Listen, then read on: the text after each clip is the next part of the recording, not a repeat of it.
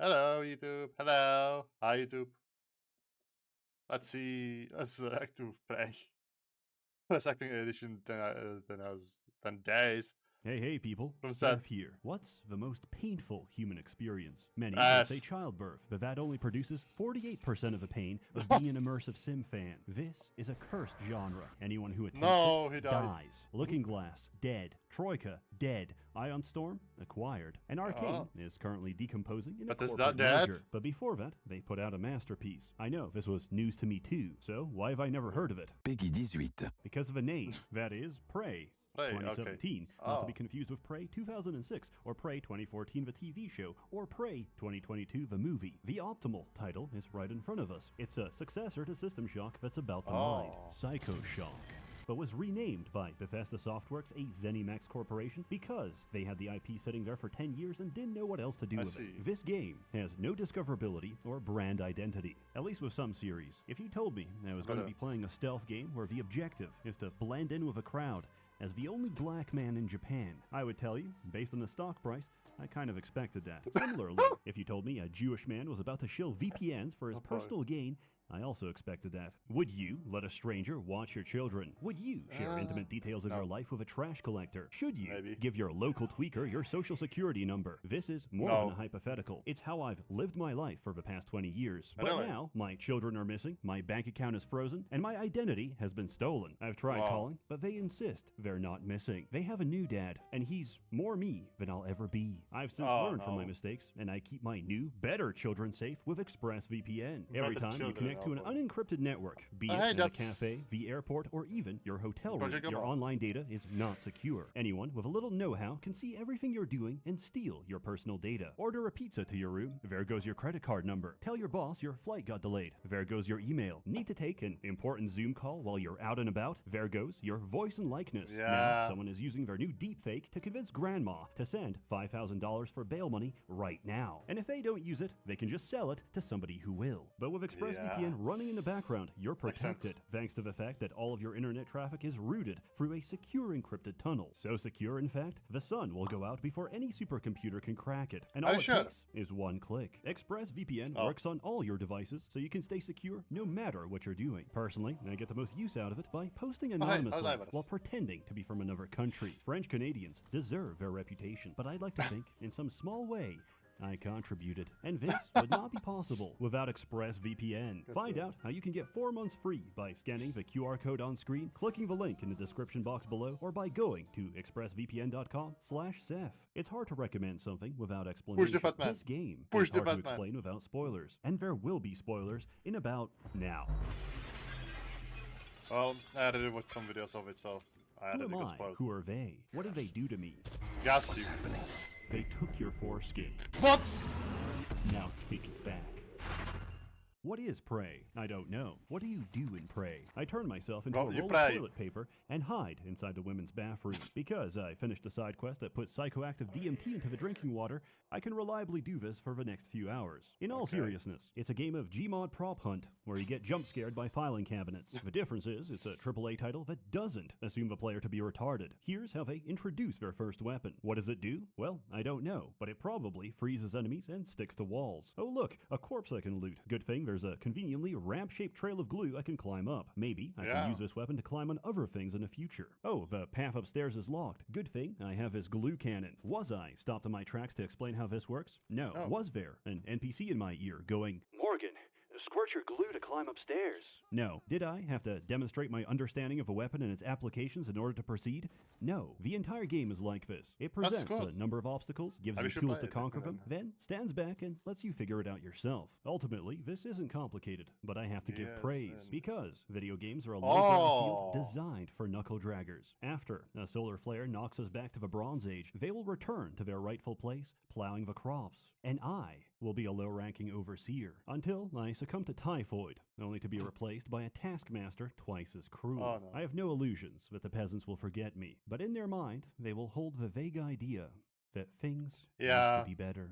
But I digress. You are trapped on a space station full of Redditors who say, "Oh my science," when they see Darwin claws evolving down the chimney. The heaviest weapon is a shotgun, and aliens are eating everyone on board. The glue gun being the first weapon Sounds is a about right. message. This isn't a game about blasting everything in sight. Well, actually it is. But first I hot glue them like a Toho figurine before bashing them with a blunt object. Oh, It's no. a game about using your brain, and everyone else's brains too, by injecting them But I don't have a brain. How? Then I would be bad at it. Because I have only one brain cell. Unless. Will you borrow me your brain cells? Oh. directly for your eye socket. This is what the station is designed to produce, outside the jurisdiction of any pesky laws. Escape The outside, neuromod, the brain, is the ultimate pattern recognition device. If it sees a pattern, it forms a new pattern of neurons. Oh, Thus, boy. it is a physical reflection of your Probably. memories, experiences, and skills, represented by trillions of connections between billions of neurons. Oh. With neuromods, we can copy the physical brain structures responsible for individual skills and paste them directly into the brains of others. I can map out Epstein's brain, inject it, and be very confused as I recognize every Mossad agent on a first-name basis. Oh. Turns out, you can also give God damn people it. abilities that aren't on the human skill tree, like telekinesis or fireballs, or the ability to morph your body to mimic any small object. How is this possible? In short, Kennedy survived his assassination, and now, because of a misplaced bullet, we're farming aliens from a Soviet satellite. Aliens Okay. with magic powers that eat and digest consciousness itself. What could possibly go wrong? Neuromods are this game's upgrade system. You find, craft, and spend them to unlock new abilities of human or exotic origin. The game Oh, discourages you from taking too many alien abilities Why? by warning you that past a certain threshold, the station's defenses will identify you as a foreign body and shoot on sight. Oh, this yeah. would be a reasonable drawback if a station had any defenses left. You're making me choose between pyrokinesis and a turret that struggles with the smallest enemy. Neuromods offer a variety of see. new solutions to different problems. For example, there are a few ways around this, but the most obvious is to use a grounding resistor. With enough repair skill, you could fix the one right there. Or you could go through the enemies downstairs to get to the storage closet, which can be hacked to find a replacement. I, however, did none of these things. I stood in a box, turned into a binder, and slid through a gap in the window. This is a valid solution to most of What the hell? Okay, that's really smart. life's problems. I'm about to be mugged. I How would you use mimicry like that? How would you use it? turn into an empty bottle Mhm. and roll down a storm drain. My wife is about to be mugged. I turn into an empty bottle and roll down a storm drain. My wife is asking for a divorce. I turn into a set of stairs and push her down. With these abilities, gameplay becomes a question of using what you have to tackle the problems in front of you. God If you damn need it. to reach something high up, you can use the jump upgrade, make a gravity well, or mimic an operator and fly there directly. And if nothing else works, you can always rely on the glue gun to build yourself a staircase. However, enemies respawn. Ammo does not. So you need to make careful use of resources. Thankfully, we have another great mechanic to help us with that. Recycling. Oh, nice. Any item can be dropped into the recycler and broken down into its constituent matter. This can be fed into a fabricator to 3D print any schematic you possess. This Oh, solves nice. a major issue of survival games. When you have limited resources and tough enemies, you're encouraged to make every bullet count. But with a variety of ammunition, you feel the need to carry every single weapon and overload yourself in the process. That's what I do. Recycling fixes this by converting items you don't use into items you do. Normally, games achieve this by letting you sell equipment, but then designers completely lose control of a player. How do you stop someone from shooting everything and encourage them to experiment if they've already sold all the fun toys for more shotgun ammunition? Yeah. Well, there's 4 types of material, so items are limited by their total availability. I You see. can't just print one thing. You have to make a conscious choice between different munitions. Okay, now that we've covered recycling, you have enough context to understand my favorite item in the entire game. Instead of a regular grenade, Prey has the Recycler Charge, which creates a spatial vortex that sucks everything in and recycles it. This includes every single physics object you see. This is the beginning of my descent, because the moment I get hold of a Recycler Charge schematic, I boy. stack everything I find on a single floor. I take Materials Expert to get 20% more recycling yield and implode everything so hard that I print 6 more of them. From here, I go insane and farm every single fab Yeah? material and craft infinite neuromods until the schematic DRM kicks in, because the game needs a side quest to pause my power fantasy before I resume and craft every single neuromod and unlock every ability in the game and break everything forever. I love a good Holy. sandbox, Put me Yeah. inside one, and I'll have those kids paying protection money before reset. I can glaze this game all day, but its biggest weakness is the enemies. All you get is Black Blob and Robot. I guess the budget had to go somewhere. Look, I understand the narrative importance of a 3-hour cutscene where Alex Yu jerks off and moans in the shower, What? but halfway into it, when the steam fogs everything up and it's just his ass print against the glass, I really caught myself thinking, could we have an extra alien, please? At least the predominant blob we do get is so interesting, it almost makes up for it. Our perceptions are geared towards ignoring background objects. Mimics abuse this by turning every physics object into a potential ambush. If you get too close or try to pick it up, it'll kill you. They're not as deadly as the rest, but they do give you a healthy dose of paranoia. Jump scared. Why would there be 2 trash cans? Never mind, I think I'm actually retarded. They're fun to fight. They make every environment an interactive clown show, where I preemptively attack every piece of furniture. From the Schizophrenia. security footage, I'm just a man fighting my demons, and no one can tell who's winning. That is, until you get the Psychoscope and upgrade it to scan mimics, removing your suspicion and replacing it with a compulsion to press Z every few seconds. This might sound annoying, but the trade-off is incredibly cathartic. Each time I execute a mimic, I get a muscle memory. It's like I've done this before, and I think I was good at it. The sad thing about mimics is that they're only capable of imitation, so there's no way of knowing if they're really a blob or if they're just conforming to expectations placed on them. Phantoms are humanoid shapes that repeat random phrases from their former host. Thankfully, this game was made before the conception of brain rot. Imagine the primordial fear of hearing the words "Livy Dunn, rizzed up baby Gronk," before being torn apart by your fellow crewmen. Normal phantoms are very normal, in a sense that normally they'll kinetic blast your health bar within seconds. They also exhibit an anxious, preoccupied attachment style, because the moment they spot you, they tweak out and reappear in front of you. Etheric phantoms blip around at high speed so they can no-clip and smack you in the face. If you try to fight back, they split off into 2 copies and blip around faster each time you hit them. Luckily, the Q-beam doesn't cause damage. It only excites particles until they explode, at which point you should clear the area, because even in death, this thing will still try to kill you. Thermal phantoms walk up and cook you instantly. Forget immersion. They exist to gaslight you into thinking there's a strategy for their element. There isn't. Despite being a fire extinguisher, the glue gun is actually worse against thermals. Voltaics are the worst, because they do everything listed above and fry all of your electronics. The only answer to the phantom question is analog firepower. I see. Mimics reproduce to become weavers, which float around, turn crewmates into phantoms, and spit out cystoids when threatened. Not that you'd notice, since if you pop their shield, congratulations, you're having a seizure. Lore-wise, they're very important. In gameplay, they're just annoying, and in my case, they still terrify me. Once, I went outside the station to explore in zero gravity, drifted towards the shuttle, and alt-F4'd the game, because my screen glitched and my character started screaming in the vacuum of space. This isn't a horror game, but getting jump scared without sound at 2 a.m. in the morning can make a grown man crinkle in his diapers. Telepaths mind break everyone around them into walking landmines. Knocking them out will break the telepath. Really, it's like good zombies, but you know, they explode and fry your brain.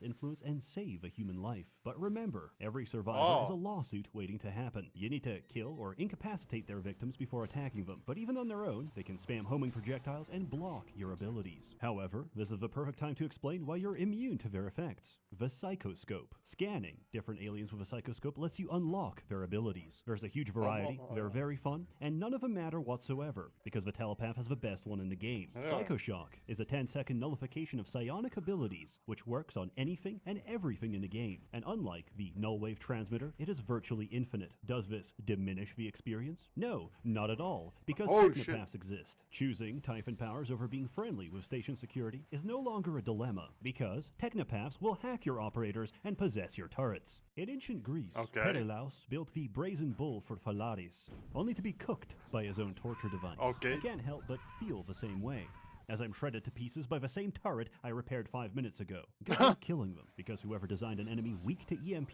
forgot to consider that flying makes them very resilient to EMP.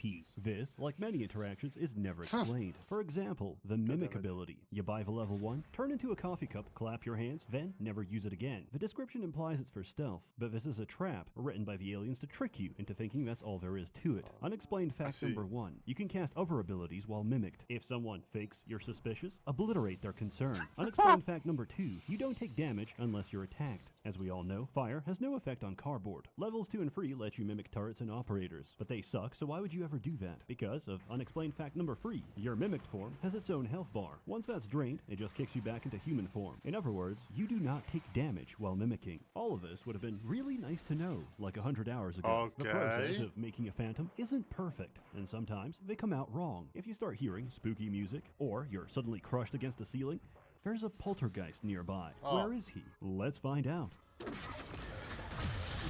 If you're bad at fighting something you can't see, then my condolences. There's a lot of ways to deal with them. You can throw around physics objects. So I don't. Cover them in glue. I don't see.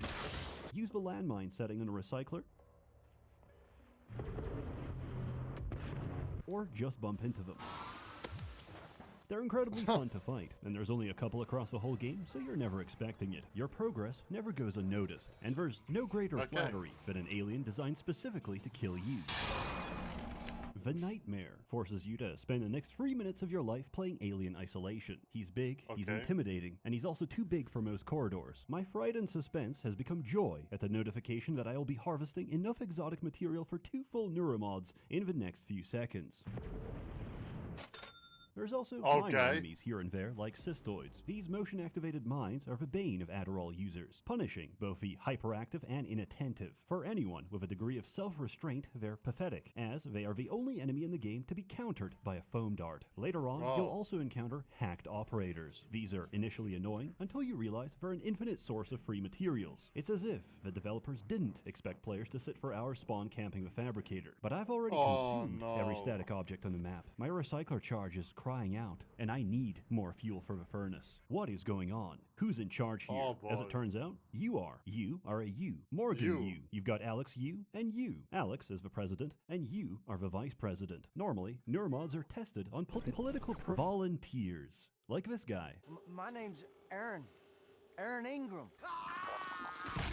However, they had the foresight to know that creating an army of superpowered convicts would be a bad idea, so you've been testing them yourself. However, since neuromods are a modification of your physical brain structure, you can't just take one out and try again. You have to physically reset your brain back to when you first installed it, memories included. The simulation lab was designed to keep you in a perpetual loop of testing by having you relive the same day of your life over and over again, without having to catch you up to speed each time. This went on for many months, but now the aliens are loose. Everything's going to shit, and the vice president of the company is currently a 2-ply sheet of toilet paper. And through all this, your brother insists he can get the situation under control. I don't think so. I wonder who I should trust. My brother, who trapped me in his personal goon cave for a year, the voices in my head, or the voices that used to be in my head. I think we should hear him out. I think we should destroy the station to stop the aliens for good. I think I saw a filing cabinet over there. Add it to the pile. The first half of the game plays out the same as System Shock. If you replace Shodan with a concerned family member who's genuinely trying to stop you from hurting yourself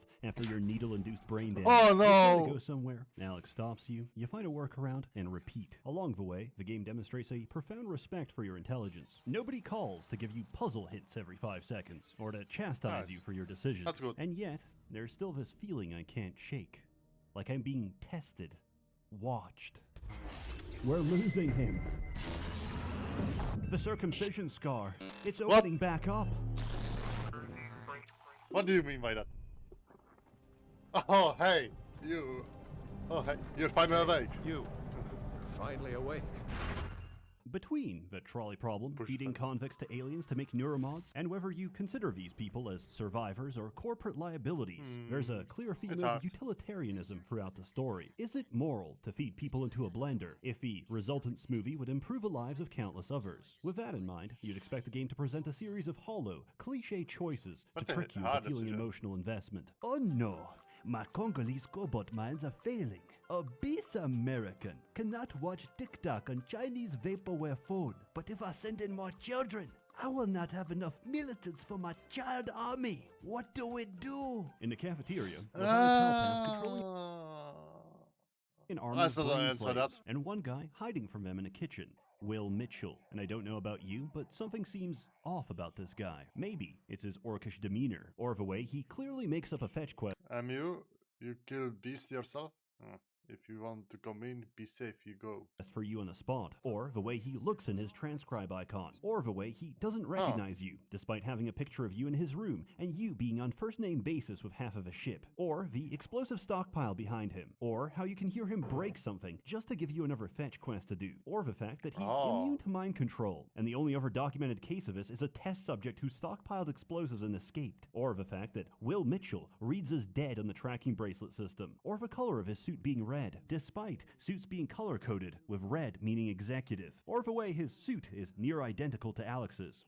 Or the way Will Mitchell's tracking bracelet is inside the freezer, or the way he suspiciously urges you to go into the freezer, or the way he locks you inside, or maybe it's the human meat and butchered remains of Will Mitchell in the freezer. But I don't know. Maybe it's just prejudice. Thank you, Will Mitchell, for giving me this opportunity to grow as a man. I'll put your best features to good use. In a lesser game, you would either be railroaded into getting trapped or be given a choice in a system that normally doesn't. You'd be so conditioned by essential NPCs that the only way you'd even consider an alternative is if a quest told you you had options to begin with. When Alex locks down the ship, you eject yourself into space and float over to the cargo bay. Unfortunately, there's a hull breach. Until you dock a storage container, the doors won't open. You're supposed to read the serial number, enter it on the computer, and watch it go. However, Dr. Deo Igwe is trapped inside a container. There is no dilemma. You need to dock a container to proceed, and docking Igwe's will save him. It's not a question of who you save, him or you, Fat Man or railroad tracks. It's a question of whether you possess the basic human empathy to expand an iota of conscious effort to save someone. Frankly, I'm offended. How far games have fallen that you don't even have the confidence in me to do the smallest possible act of altruism. I should... Oh hey, what's in here? Wait, what are you doing? Stop! Stop, damn you, stop! Oh.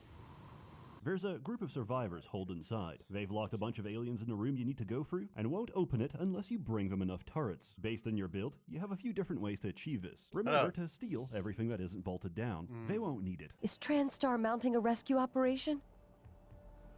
So far, we've been talking about basic high school level utilitarian ethics, but obviously that's not the whole story. If a pregnant woman boards a crowded train, you can't just say, I expended 1,500 calories of effort today chasing women around the park. I deserve to remain seated. You'd look like an asshole. Morality isn't necessarily a universal truth, nor a contract between you and those you affect, but rather between you and society, between you and how you're perceived. If we view it from that lens, the reason you give your seat to the pregnant woman is to be perceived as a moral individual by the other passengers on the train. However, this isn't a train, it's a trolley, and I've already pulled the lever.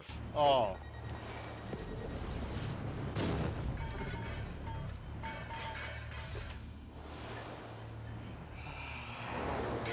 Main quest dilemmas aside, there's a few side objectives that require going out of your way to help someone else. For example, your old girlfriend is dying of paraplexis, which is a completely made-up condition, and she actually just swallowed a peanut. She told me to leave her behind, to focus on saving everyone else, and I followed her orders. As Einstein famously said, "When a black queen speaks, I listen." Then I came back and found out there's no timer because she's completely fine. So I ventured out into the cold void of space, retrieved her EpiPen, and brought it back. Within a narrow time window of whenever I felt like it. The aliens may have killed half a station, but the real winner of today is humanity.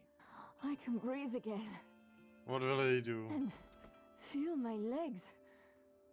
I still have some spots in the Of eye, course. but those should clear up.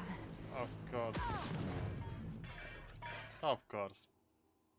What did I expect? Alex has been gaslighting, gatekeeping, and girl-bossing me since day one. He bullies me with his bulbous form and childbearing hips. My pattern-seeking brain is screaming for him to be the villain. He even does the whole "I'm not a bad guy" shtick. However, he's not lying. He is on your side. It's just that your brain's been so thoroughly scrambled that nobody knows who you are anymore. You had your memory wiped over and over and over again, and every time you did, you came out slightly different. I feel great. I should kill myself. Why do I have an AO free account? And why do all my bookmarks lead to the same /fiction where Dumbledore impregnates Dobby? This No! raises an interesting question. You may have started each loop the same, but the brain is not a static organ. We're shaped by our experience, and after a memory wipe, your life is always different, leading you to develop subtly different personalities each time. So, are these the same person, BPD? or are they different people? If you make a decision and then erase all the memories leading up to that decision, was it still you that made it? Can you be held responsible for it? Be sure to let me know. I'm theory crafting a new DUI defense. Oh if I don't boy. remember it, neither should the judge. Ultimately, this useless hypothetical is up to you, as is the larger question of what you're going to do about this whole mess. Do you work with Alex to study the aliens and develop a way to neutralize them? Or do you trigger the station's self-destruct to stop any possibility of them reaching Earth? Personally, I'm getting the fuck out of here. Oh. We failed. This isn't the one. If you got that ending, you may have spoiled yourself on the big twist. You aren't Morgan. Morgan's dead, as is the rest of the world. You are an alien that's been neuromodded to feel empathy, but they have no idea if that even works. So the entire game has been a simulation of Morgan's memories, designed to see how you'd behave in their shoes. Now, I know this sounds like a cliche, but trust me, it isn't. It was all just a dream. Sucks because it strips a story of any meaning. You are all but told, alright, show's over, now stop thinking about it. And you do. For a twist like this to be good, it needs to add more meaning than it removed by revealing that everything was fake. And it does. You're not being evaluated for how good of a person you are. You're being evaluated to see if you are a person. If the implanted mirror neurons have bestowed even a shred of humanity upon you. Did you help people because it was the right thing to do? Or because it would help your own survival? It's a much better lens for analyzing player actions than the standard good boy point. Recycling. Every single person you see might not be good, but nobody knows what these things are capable of. For all we know, summary execution could very well be the appropriate containment method, so they're not interested in what you did, so much as why you did it, which can be gleaned from the aggregate of your decisions. If you only help people because they'd be worth more alive than dead, then you wouldn't have bothered to do their personal missions. So, naturally, the best thing to do is to take every moral action, prove at every junction that you know what it means to be human, and then kill everyone anyway. Thank you for this new, indomitable human spirit. I'll put it to good use. In my headcanon, which is objectively true, the experiment succeeds. Hear me out. The Typhon Mimic is effectively Ditto from Pokemon, and with implanted mirror neurons, they have a potential to become our greatest companion. I see a bright future, where a fully empathetic Typhon lifeform could pattern, copy, and transform into Fuda Elizabeth from Bioshock Infinite. And that is a future we're fighting for. Prey is a great game that runs into issues typical of its genre, puzzle solving with the resource. Technically, it would mean that indeed your waifu could come to lifeu. Ah, boy. Waifu being a waifu. Resources available to you is fun, until I open the Pandora's box of infinite abilities. You don't need to be creative when you have the optimal solution to every problem. Why do I bring this up? Because the DLC fixes everything. Mooncrash is a semi-roguelike where you play as different characters in their attempts to escape the Pythias moonbase during a containment breach. However, none of them survived. You are actually a hacker, simulating their memories to steal corporate secrets. Why is it called Mooncrash? Because the title spoils the ending. You crash on the moon. Just awful titles all around. With each run, your goal is the same. Get the hell out. Once you do, it's time for the next character to escape. Except, the world is persistent across runs. The first time I played this, I didn't know that. Looted every single piece of equipment, and died on the second run from lack of resources. After each character has a run, the simulation resets, and you do it again. Each reset randomizes map features such as loot, escape methods, and the location of key items. The longer you spend inside the simulation, the higher the corruption level, which increases the amount and difficulty of threats you'll encounter. Because of this, you need to strategize the order of escape. The engineer can repair the station in preparation for the rest, while the security guard can mop up extra enemies later in the loop. Completing objectives will reward you with points. These can be spent on equipment for later runs, according to the fabrication blueprints you unlocked in previous runs. Every character has their own upgrade tree, forcing you to tackle problems with a limited set of abilities. If you can ignore the fact that moonsharks are 100 decibels louder than anything else in the game, and designed purely to blow out your eardrums, Ah, my ear. I Okay, think that you'll enjoy the extra content. In summary, Prey is probably the best game Arcane ever made. I can't recommend it enough, because games like this are rare and unprofitable, versus the mountain of slop that executives produce for greater margins. An industry always caters to its consumer. It's just in this case I find myself increasingly agreeing with Talmudic rabbinical teachings. The consumer truly is domesticated cattle. If you're interested, enter code ABYSSALEXU to get 90% off on GOG for the next week. It's about $3, Okay. it's DRM free, it's literally cheaper than piracy. As always, more content to come, so stay tuned. A warm thanks to the many members of the Merchants Guild, generously funding and bankrolling these videos. You're all truly wonderful. Have a good one. Holy I crash. promised you my arming Oh kit. no. All I ask is you hear me out first. And Bye. you can blow Talos one to pieces if that's what you think is best. I don't think you'll do it. I know. Because I used to think we couldn't be trusted to play with fire without burning the house down. But you convinced me. You showed me anything was possible, even if the price was steep. That part of you. I expected that. Okay, that was great. That was great. Holy moly. Anyway, don't forget to, subscribe and like the video. I will, you know what? I will share it in the chat. I will share it. Ow! I butt my tongue. Ow.